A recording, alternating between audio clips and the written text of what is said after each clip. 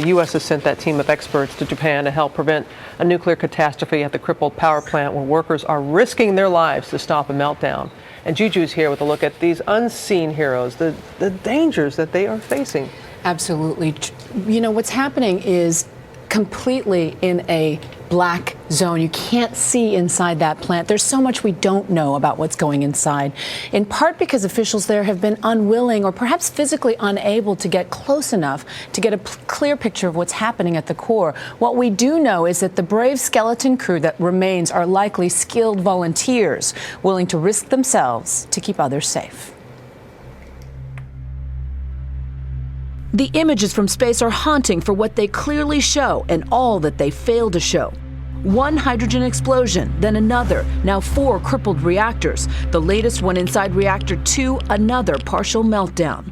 But what we don't see are the men inside, still trying to defuse that ticking time bomb. All but 50 workers left now that the others have been evacuated. The workers that are staying behind to work on this plant really are going to be heroes. Some 1,400 people worked at the Fukushima plant before this disaster. Now, just a dedicated few stay behind to help avoid the very worst. A nuclear disaster 1,000 times more powerful than the bombs of Hiroshima and Nagasaki. They're probably not thinking necessarily that they're putting their lives on the line.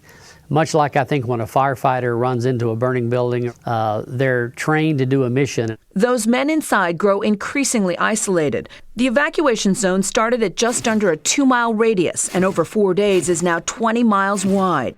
As workers scrambled inside the bullseye to cool the reactor using fire equipment, hoses, pumper trucks. At least 21 plant workers have been injured from the blasts and fires. One anonymous source claimed the workers are in full-scale panic, some already suffering from radiation poisoning. I would believe that there are workers there that would be willing to give up their lives if they thought it would make a positive difference. Heartbreak amidst heroism, just like with the 1986 meltdown at Chernobyl. Thousands risked their lives battling the radioactive blaze.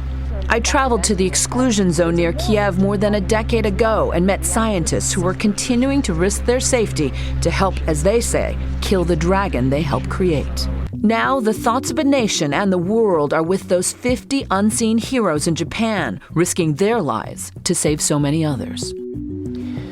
Now, Japan's nuclear emergency is still considered far less extreme than Chernobyl. In the immediate aftermath of that disaster, 28 people died of acute radiation, but most who were exposed to deadly gamma rays recovered.